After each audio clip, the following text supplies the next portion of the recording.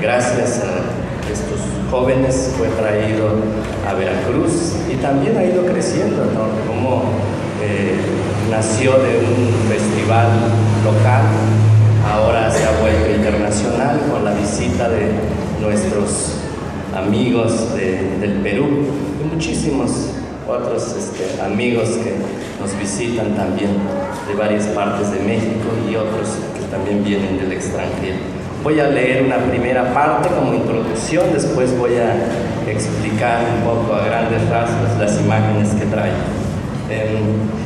El título es Los textiles indígenas de Veracruz y los procesos culturales.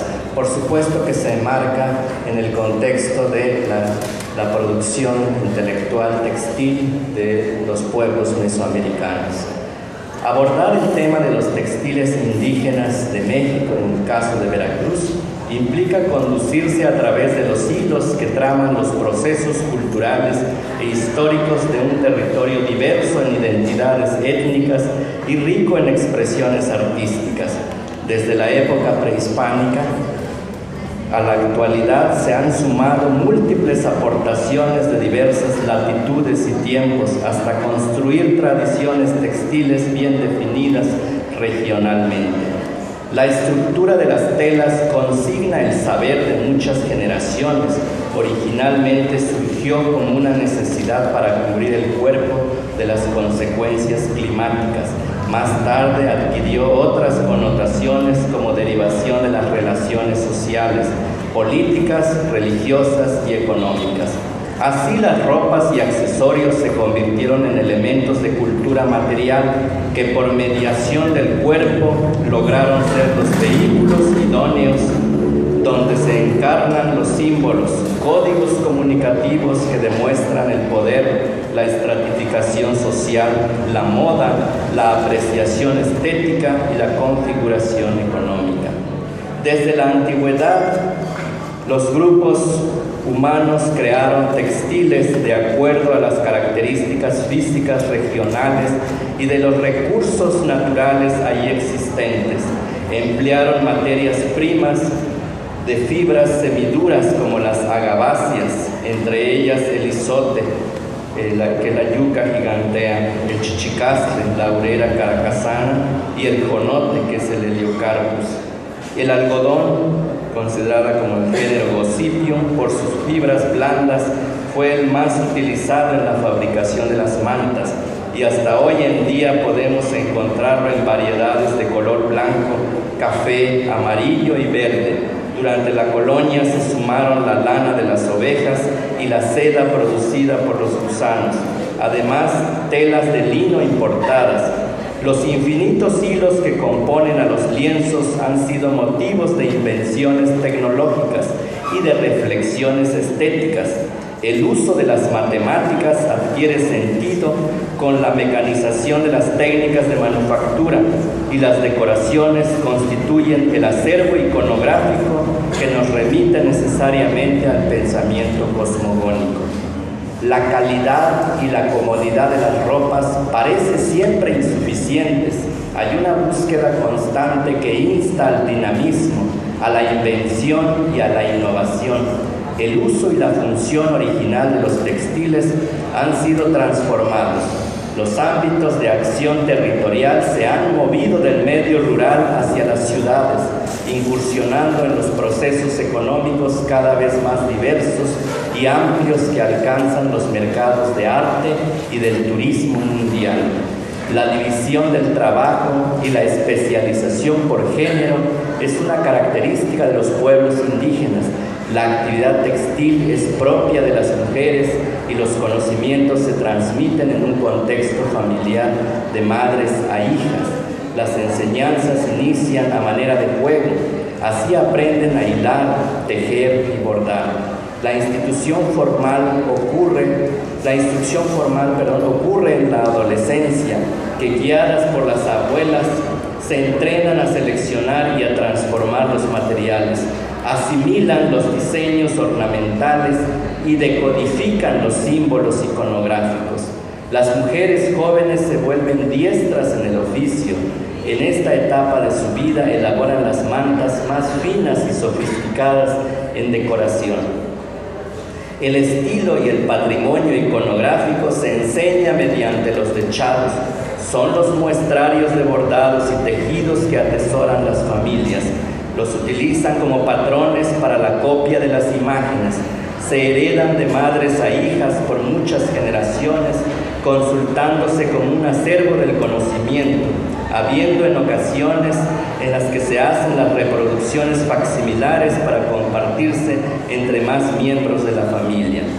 Los preceptos del diseño están estrechamente vinculados con la forma textil y la aplicación de las imágenes ornamentales. Las artesanas conciben previamente la obra de manera mental y realizan procesos para su ejecución que implica la selección de los materiales, colorantes, implementos, técnicas de manufactura y acabados. El acto de diseñar involucra conocimientos aritméticos, geométricos y artísticos.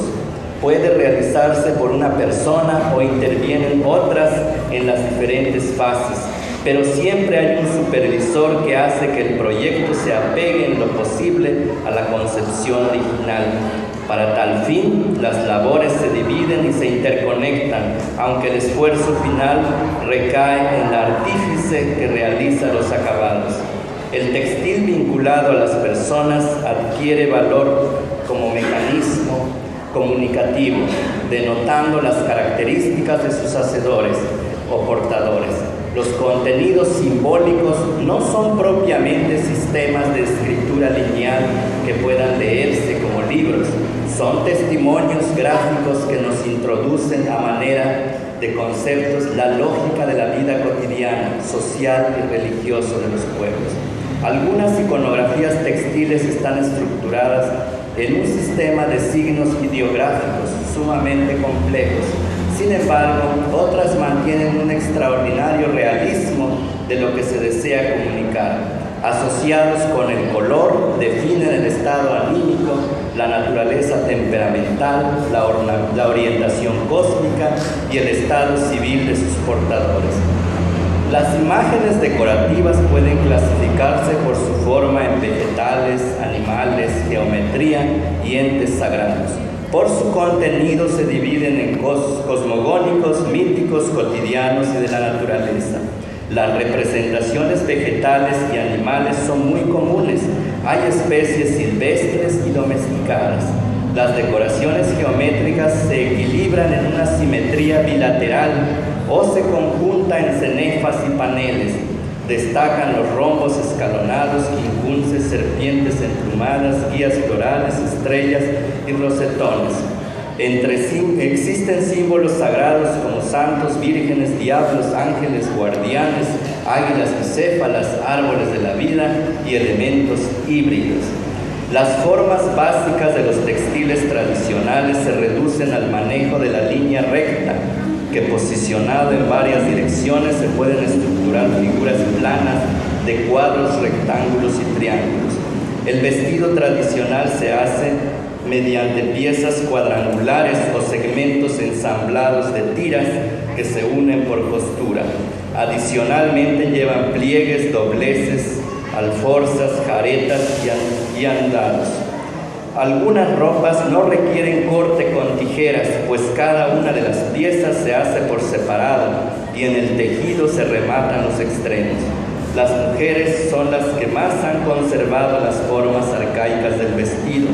Destacan el enredo, la faja, el huipil, el quechquemil, las cintas para el pelo y los paños para cargar y tapar. Adicionalmente emplean blusas, tocas, mandiles, pañoletas, rebozos y bolsas. La ropa de los hombres son diseños coloniales. Consisten en pantalón y camisa de algodón, corongo y pañuelo. En algunos pueblos coexistieron las fajas para sostener el pantalón, cuyo uso imita la función del braguero o mashtak prehispano. Lo mismo sucede con las tilmas y los paños de cadera. Para los infantes se usan pañales, sábanas. Algunos otros textiles son para el menaje de la cocina y para los rituales. Los implementos para fabricar textiles son en apariencia limitados.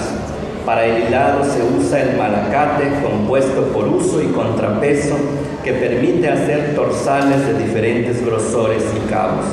También se emplea la rueca con manivela o de pedal. Para el tejido destaca el telar de cintura, integrada con maderas rollizas, varas y mecates que se disponen sobre dos capas de hilos verticales entrecruzados. En otros lugares se tejen telares de estacas, así también en instrumentos de pedales de origen colonial. Las telas ordinarias se estructuran en una técnica sencilla que se llama tafetán. Es el principio básico para conformar una manta en la que se intercalan perpendicularmente las tramas sobre las urdimbres. Otros procedimientos de ligamento complejos se realizan con el manejo manual o apoyado con un proceso de mecanización, incorporando una serie de varas de lisos sobre las capas de hilos interceptados. De esta manera se obtienen gasas, sargas, tapiz, tejido en curva y telas dobles. Para la decoración se utilizan hilos suplementarios, llamados brocados, complementarios en el caso del confite y los acordonados. También se hacen flotar los hilos de la urdimbre, es lo que llamamos labrado de urdimbre, sobre la trama, para así formar los dibujos. Existen acabados decorativos como puntas anudadas en macramé o entorchados mediante material plumario, semillas y chaquiras. Otras técnicas ornamentales se hacen con aguja, lográndose los bordados, deshilados y uniones en randa.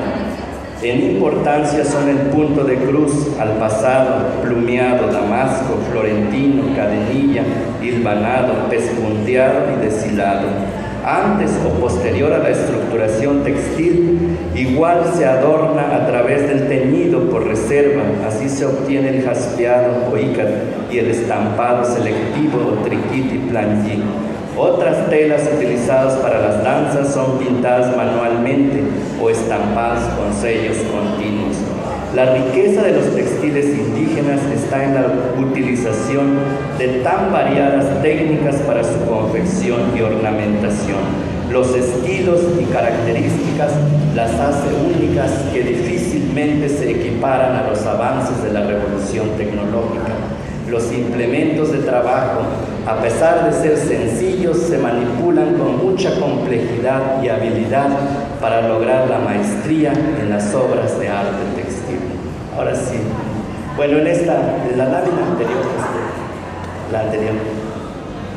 en esta lámina que es de la época del nacionalismo mexicano, de los Covarrubias, nos retrata precisamente la gran riqueza de culturas en la época prehispánica, lo cual nos habla precisamente de la interrelación entre grandes regiones de México y el flujo de materias primas en el caso de los textiles, lo cual pues no se eximía si era del Pacífico o del Golfo, viajaban constantemente por vía del comercio, y en épocas tan distintas, desde el periodo de los Olmecas como hasta la región de Guerrero, tenemos ejemplos similares. En la actualidad vemos la gran complejidad de culturas indígenas también, desde el Golfo de México al Pacífico hasta la península de Yucatán y el norte de México. Pero aquí lo importante es también la gran variabilidad de relieves, de tipos de suelo y de climas, lo cual nos habla también de la gran riqueza de los textiles y del simbolismo de los textiles. No es lo mismo concebir un textil en el centro de México, donde haya ausencia, por ejemplo, de algodón, que en la costa del Golfo, o la forma de los textiles. El quechquemil en la costa del Golfo no tenía el mismo significado, el mismo uso que en el centro de México o la región de Oaxaca. Entonces tenemos que cuidar mucho estos elementos. ¿Qué sigue? El caso Veracruz. Veracruz ocupa un lugar privilegiado en el litoral de la costa del Golfo. Casi todo es tierra caliente en el trópico. Desde la Huasteca hasta el sur, una gran riqueza también en elementos florísticos que tienen que ver con el tipo de suelos, lo cual origina una gran variabilidad también de textiles dependiendo pues la abundancia de las materias primas, mientras que en la sierra, en el centro de Veracruz, por ejemplo, la sierra de Zongolica, hay ausencia de algodones y de otros materiales. En la Huasteca y en el sur de Veracruz son ricos en esos materiales, y por eso se adaptaron muchas cosas del periodo colonial, como es la lana de las ovejas, que sustituyó al algodón. Entonces tenemos más o menos 4 grandes regiones. El centro de Veracruz se divide entre centro-norte y centro-sur para el periodo prehispánico que sigue. Los olmecas es la cultura más antigua que tenemos. No voy a ahondar en asuntos de fechamientos ni de sitios específicos, me voy a abocar al uso pues de los textiles. Encontramos ya evidencia de fragmentos de textiles propiamente para la cabeza y para el cuerpo. Vemos ya luego el uso de máscara un poco más tardío en los hombres, precisamente para cubrir sus genitales. Esto es muy importante, una prenda masculina que se va a desarrollar hasta la llegada de los españoles, y su uso tan indistinto. En algunos se usaba tan complejo porque se pasaba entre la entrepierna y se hacían muchos cruces por el abdomen, mientras que en otros lugares eran simples 2 pedazos de paño, uno caía al frente y el otro atrás, sin grandes complicaciones. Seguimos viendo el uso de estos bragueros en los hombres. Ya hay una especie de capas y de faldellines, tanto en los hombres como en las mujeres también, y que siguen. Algunos hay poca ropa, poco textil, precisamente por el clima de estas regiones. La Huasteca es una región tan compleja, a pesar también de que hay poca evidencia textil en cultura material. Las figurillas y la pintura mural nos muestran todo lo contrario. En un plato de la Huasteca nos evidencia pues los grandes tocados, posiblemente de papeles y de paños de algodón. Lo mismo en estos brazaletes, vemos que en la cabeza utilizaban bandas de tejidos. ¿Qué sigue? Los hombres utilizaban ya bragueros mucho más complicados en la Huasteca, que se combinaban también con paños de cadera y faldellines y una serie de elementos de cordeles en la cabeza. Particularmente en estas deidades vemos los bordes de los textiles ya con flecos, lo cual implica pues de tejer fragmentos de flecos y pegarlos alrededor de estos paños. Lo mismo vemos la complejidad de estos sacerdotes que llevan una serie de paños en las cabezas y en los bragueros. Este es un ejemplo interesante también de un pedazo de paño que no pasa precisamente por la entrepierna, sino es un paño ancho que se ata con un hilito, con una banda, y uno cae enfrente y otro atrás, en el caso de la Huasteca. Y otros simplemente utilizaban pintura corporal o escarificaciones en la piel. Aquí vemos pues también la complejidad de cómo se anuda el mashtal. Vemos este viejito de la región de Chicontepec, cómo se usa pues el paño por el frente y por atrás, pero pasa por la entrepierna. Las mujeres utilizaban pequeñas falditas, también tenían pintura corporal, y por el tipo de clima precisamente. Hasta hace algunos años veíamos todavía a las mujeres indígenas solo con enredo y nada en el torso, solo cuando salían a las cabeceras municipales se ponían la blusa o el quexqueque. Otra vez lo mismo con pintura corporal. Vemos pequeños textiles en la cabeza, en los genitales. El uso del quexquemetl, la mujer que vemos en medio, por ejemplo, lleva una bandita muy similar a los quexquemetl que se utilizaban en la región de Chicontepec. Utilizaban atravesado el quexquemetl y no con las puntas de frente y atrás. Las diosas Tlazolteotl solo llevan una falda y con el torso descubierto. Sin embargo, en la cabeza llevan todos esos tocados que los cronistas nos hablan que se desarrollaban a base de papel, varas y telas. ¿Sí? Una complejidad es en los peinados.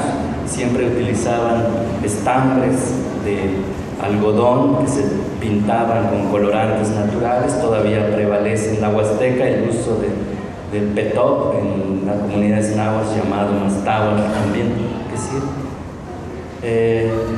Un poco más hacia la región del centro-norte, Tajín, todas esas regiones, pues vemos la gran complejidad ya también en los textiles, en los bragueros y el uso de faldellines en los hombres. La pintura mural nos evidencia propiamente el dinamismo de estos textiles que precisamente como eran zonas calurosas se tejían tan delgados, se hacían hilos muy delgados para crear mantas apropiadas a ese clima.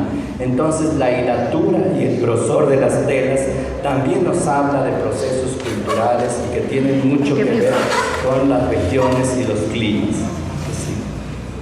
Vemos otra pintura como las mantas precisamente se pliegan al cuerpo, lo cual nos habla de la calidad de las telas. Más al centro, igual la región de Zapotlán, la Liscoya, toda esta zona, una gran complejidad de textiles también, tanto para faldas, bragueros y para los tocados. Vamos pasando. Ya aparecen las formas de los textiles. Aquí es muy complejo porque vamos a encontrar desde capas hasta especies de camisas en los hombres que a veces en la investigación sobre textiles hemos negado incluso formas que ahora hay en las comunidades y suponemos que los trajeron los españoles. Sin embargo, hay evidencia prehispánica. El uso del quexquemetl, usado de manera atravesada, como vemos la persona que está de ese lado. Una serie de piezas textiles también para la guerra, mantas acolchadas que precisamente se utilizaban para protegerse, y banderas, una serie de elementos que se usaban como ropas. Aquí vemos claramente, por ejemplo, en los niños, sus mashtas, la figurita que está hasta del otro lado, está sostenido el pedazo de tela con una especie de mecate, mientras que del otro lado parece ser que pertenece a la misma banda. Otros, por ejemplo, este tipo de camisitas, ahora llamadas cotorinas en muchas comunidades indígenas, si bien es cierto que la forma también se utilizaba en el siglo XVI en Europa y lo traen los españoles, resulta que había una cosa similar aquí en México. Entonces estos especies de huipiles plegados al cuerpo que estaban abiertos de frente. Lo mismo vemos los mashtas ya mucho más elaborados, posiblemente labrados, muy tejidos y teñidos. El uso del huipil, muy interesante también, y la calidad de las mantas. Las figuritas sonrientes evidencian todos estos textiles tan complejos, tal vez de gasa, de hilos muy finos que se plegaban al cuerpo, y por el tipo de clima pues tendrían que haber sido muy delgados. Y también las variedades de enredos que se utilizaban. Otras formas de los huipiles parecen más asociados hacia la península de Yucatán, sobre todo la región de Jaina, Campeche. Entonces las influencias culturales siempre eran constantes, nunca estuvieron aislados los pueblos indígenas, y la moda precisamente pues era constante también, cambiaban las formas del vestido. Encontramos indistintamente uso del quexquemetl, uso de huipil ancho, huipil corto, huipil plegado al cuerpo, en fin, dependiendo pues de las modas que se iban anteponiendo culturalmente. Estas otras formas tan delgadas que precisamente se pliega al cuerpo, y maneras de utilizarlo posiblemente para ceremonias que nos recuerdan los actuales huipiles de Amatlán de los Reyes que todavía se utilizan en las fiestas. Pues enredos indistintos, largos, cortos. Otros evidenciaban ya el diseño en cuanto al labrado de estas prendas, los enredos particularmente. Las grandes capas, los quexquémenes, y nos habla ya de complejidades técnicas de tejido, el tejido en curva, el tejido con borde redondeado, que ya era muy compleja en la época prehispánica y que ahora todavía sobreviven en las comunidades. Otra vez vemos los quexquémenes, pero no con puntas, sino con borde redondeado, similares a los del altiplano de Tulancingo, de la región de Santa Ana, Huitlalpa, y que sí. Y lo mismo vamos viendo toda esta gran complejidad, como el uso del quexquémel de tejido en curva y con borde redondeado. Luego las complejidades, pues ya no solo en la forma, sino en el decorado de estos, tanto los quexquémenes y las faldas. Y esto sigue habiendo la moda, pues, de los quexquémenes con tejido en curva. El que sigue, por favor, vamos pasando. Y combinan indistintamente. El anterior vimos huipil, aquí ya vemos quexquémel con falda corta. Los implementos, desde la época prehispánica pues había muchos implementos de tejido. Arqueológicamente se han encontrado punzones, algunos elementos de tejido y particularmente materiales tintorios también que han dejado evidencia en la Huasteca. Los implementos para hilar, como son los contrapesos para los malacates. Para decorar todas estas pintaderas o sellos que no solo se labraban las telas, sino también se pintaban.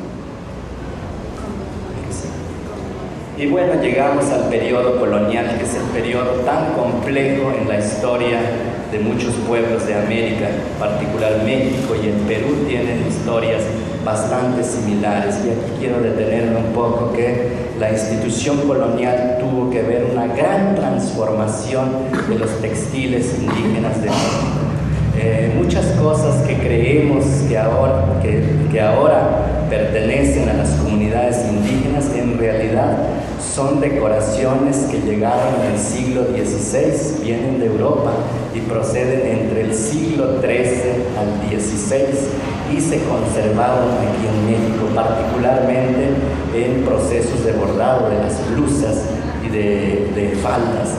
Las totonacas, por ejemplo, todos estos árboles de la vida los hemos encontrado pues en diseños de sábanas y colchas del siglo XV y XVI en Europa.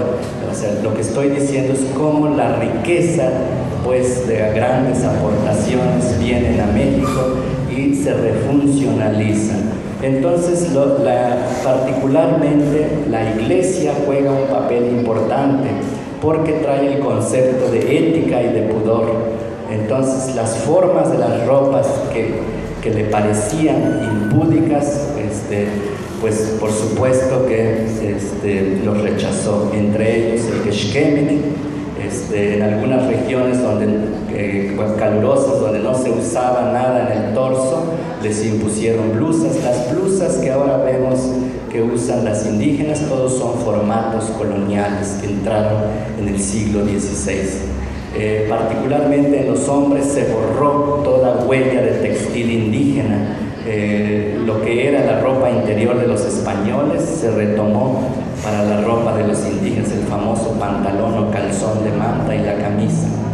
Y lo único que sobrevivió en algunos lugares fue la tilma y las fajas, que eran en realidad parte de los bragueros. La forma de usar las cosas también cambió.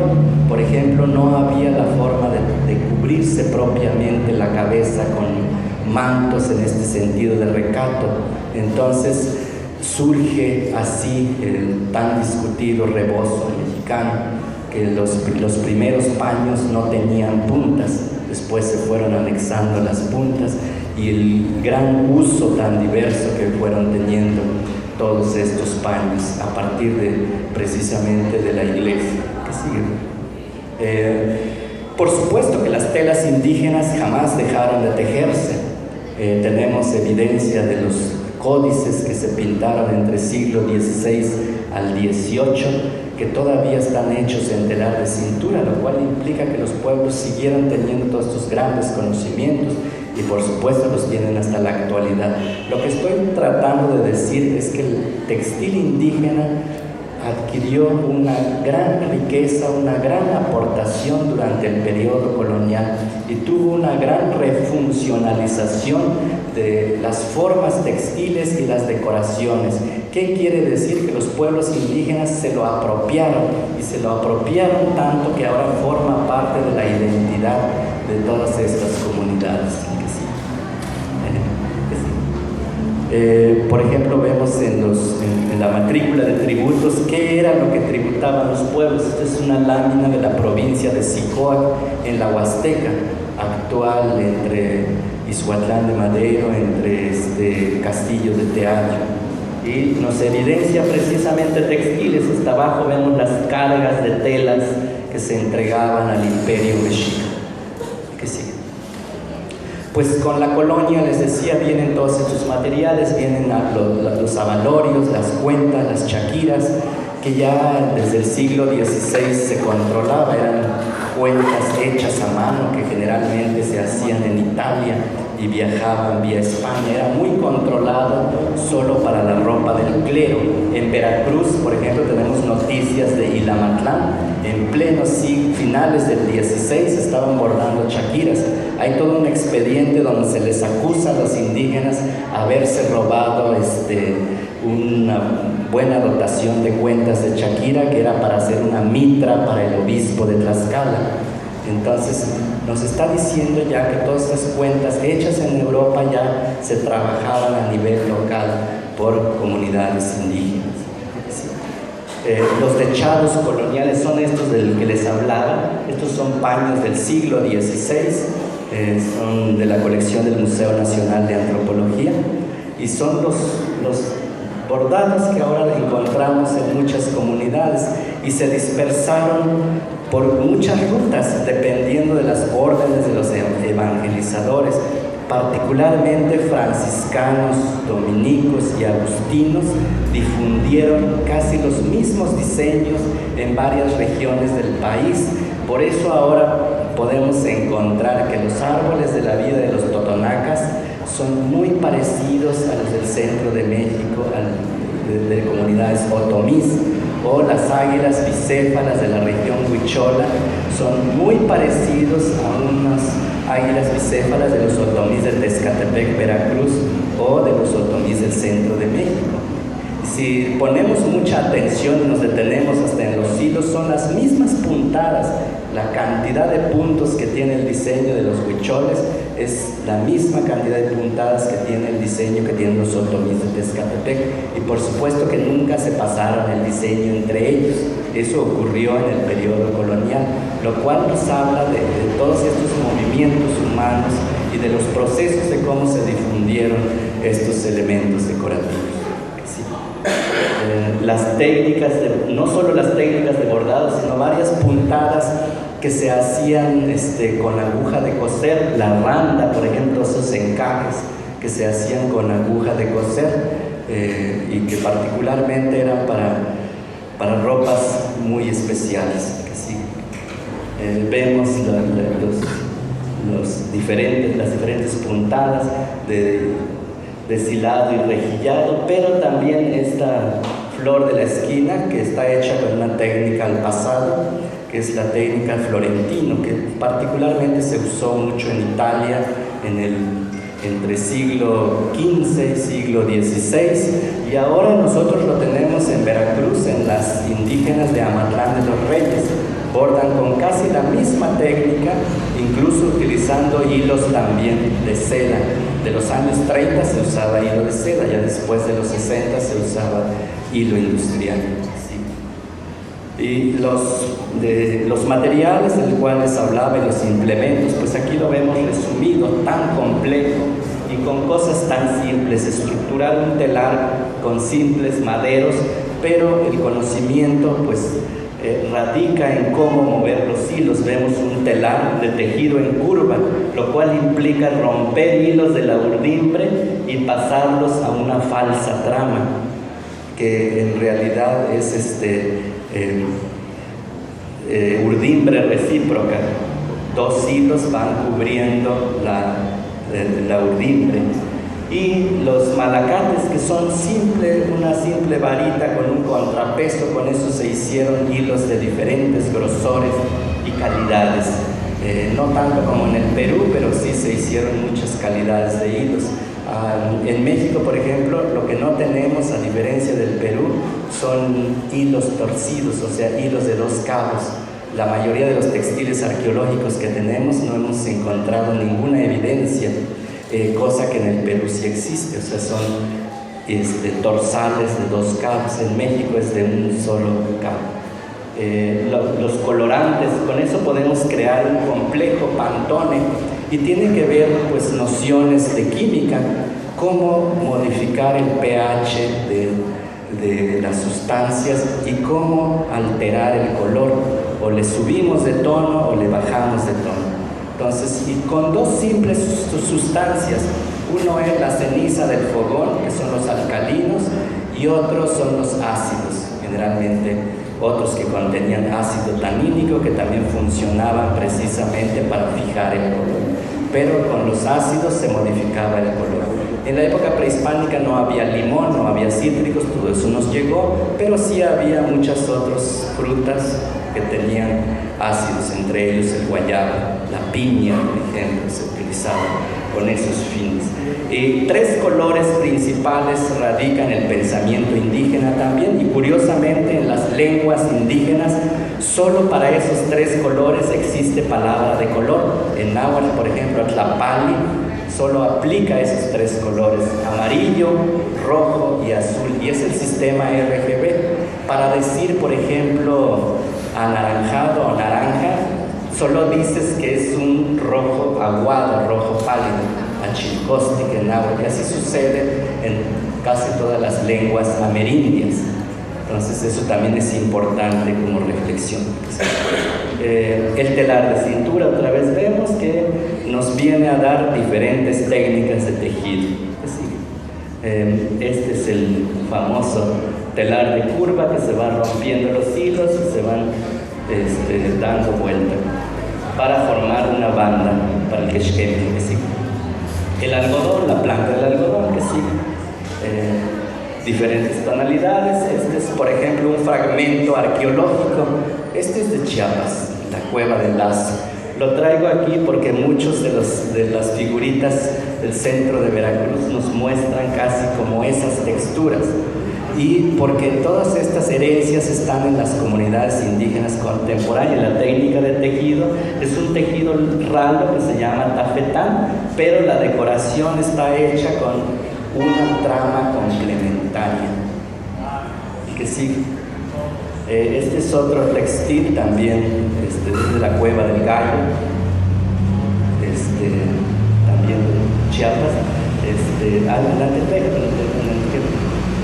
Lo pongo también aquí porque es una técnica de encaje que en la época prehispánica había, y lo hay todavía en las comunidades, que va a venir a complejizar en el siglo XVI con todos los encajes que traen los europeos, sobre todo el de bolillo, las randas de aguja y una serie de encajes que pues aquí no se conocían, pero que los indígenas los hacían también una cosa similar, pero en los telares de cintura. Este es, por ejemplo, un fragmento de un quexqueme de Tajín, Veracruz, es de 1925. Vemos el hilo tan delgado con el que está tejido y cómo le han ido haciendo una serie de dibujos con trama complementaria y suplementaria. Esta es la pieza. Esto desafortunadamente no se conoce, ya no hay, desapareció hacia los 50, así que sí.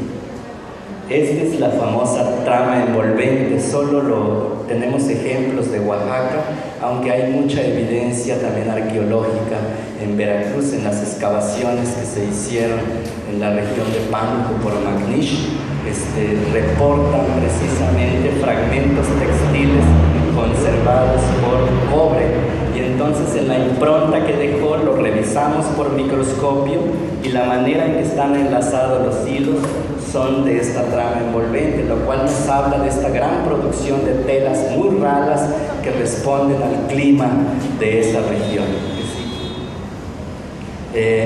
Otros textiles viajaban. El caso de Amatlán de los Reyes en Veracruz, resulta que muy temprano, desde principios del siglo XIX, lienzos tejidos en la región de Guerrero, tlapanecos básicamente y mixtecos, viajaban hasta Amatlán de los Reyes. ¿Qué cosa los unía? Puentes económicos, los santuarios.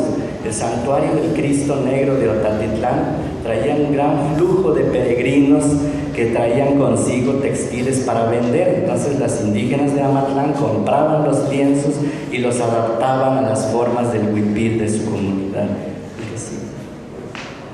Estos son como los detalles. El decorado es trama complementaria. Este es curiosamente una cosa híbrida. El soporte está tejido en telar de cintura, es una gasa simple, pero imitaron al rejillado europeo. Para no estar deshilando, las indígenas tejieron esta retícula y luego copiaron la técnica europea. Estos están en los quexquémiles antiguos de Misantla y que también los tenemos en la región de la Sierra Norte del pueblo, Huachinango particularmente, y Yucatán también tenemos. Esta es otra técnica que se teje en telar de cintura. Este no es de Veracruz, es muy pegado a Veracruz, la región de Tlatlauquitepec, que va también hasta Pahuatlán, que se llama gasa compleja, gasa manipulada, lo cual implica modificar la gasa normal con los dedos y hacer los dibujos, se manipula manualmente. Entonces son técnicas muy complicadas y siguen siendo como encajes. Y luego tenemos que la unión lo hicieron con una técnica europea que se llama ramlash, se hace con aguja, mientras que los lienzos están tejidos en telar de cintura. Y las indígenas de Chicontepec, pues para no acomplejizarse, ahora se hace con ganchillo, pero siguen siendo los encajes. O sea, imitan una cosa similar en telar de cintura, con aguja de coser, con ganchillo, pero están más o menos estableciendo la misma textura. Y otras técnicas muy complicadas también, pues lo hay en otras regiones. El centro de Veracruz es uno de ellos. Cuando juntamos los hilos de urdimbre, obtenemos cara de urdimbre. Cuando separamos los hilos de la urdimbre, tenemos cara de trama. En este caso, la faja está tejido en un procedimiento de cara de urdimbre, pero el dibujo es trama suplementaria. Si le quitamos los hilos de color, la tela no se desbarata, sigue estando. Y aquí lo vemos por atrás, solo se labra la capa de arriba y lo de atrás queda sin trabajar. Entonces tenemos también labrados en este sentido. Si hubiésemos separado los hilos de la urdimbre, entonces se verían propiamente los hilos decorados. Pero hay una cosa interesante en el borde. En el borde tiene estos hilos como que van en sentido de gusano. Eso se llama urdimbre complementaria. Es un hilo aparte que se va metiendo y se va manipulando conforme se necesita. Entonces, si se dan cuenta, tejer es complejo, al mismo tiempo se va controlando varias técnicas y procedimientos. Este es otro que se llama urdimbre flotante. Lo que vamos a hacer es impedir que el hilo se pase Si tejiéramos normal se hicieran puras rayitas, pero como manipulamos manualmente con los dedos, evitamos que el hilo pase, entonces el hilo flota por encima de la trama y así se forman los dibujos. Entonces obtenemos esta técnica que se llama hilo flotante, urdimbre flotante. Y otra vez urdimbre flotante, pero en la Huasteca, nahuas de Chalma. La anterior eran nahuas de las sierras de Zongolica. Sí. Estos son totonacas de Jilotepec, también tienen urdimbre flotante, van flotando los hilos para formar los dibujos. Y tenemos una técnica compleja en el sur de Veracruz, que es una variante del crepé, lo cual implica modificar una parte de la urdimbre, entonces se va haciendo una especie de popote, de hecho se llama popotillo en la región, pero técnicamente lo conocemos como crepé. Entre los tepehuas, esta faja compleja también, que es tela doble, implica manipular 4 urdimbres al mismo tiempo, pero no conformes con eso, se va manipulando manualmente los hilos azules y se obtiene una especie de sarga, estos rombos que siguen. Luego tenemos esta trama suplementaria que implica agregar hilos al telar. Aparentemente no es tan complicado. Dependiendo, si metemos un solo color, entonces es trama suplementaria lineal, pero si metemos un montón de hilos, entonces ya es trama suplementaria discontinua, entonces se va complejizando el asunto, y lo cual